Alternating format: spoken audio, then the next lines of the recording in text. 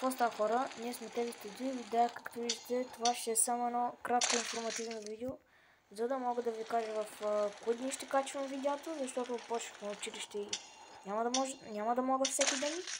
И ще качвам 3 пъти в седмицата или 2 пъти, не се знае още кои дни, аз ще си преценя. За Теди не знам кога ще качва той. Първото видео, което ще е днес или утре, ще е на Among Us и мисля да се завърна към Майнкрафт и да играя, да снимам клипове. И какво ще да кажа? Забравих си мисълта. Да, от мен ще виждате, сетих се, от мен ще виждате само 1.12.2, защото лаптоп ми има някакъв проблем и не иска да инсталира други версии, а от тези ще виждате всички версии, защото и той ще се завръща към Майнкрафт.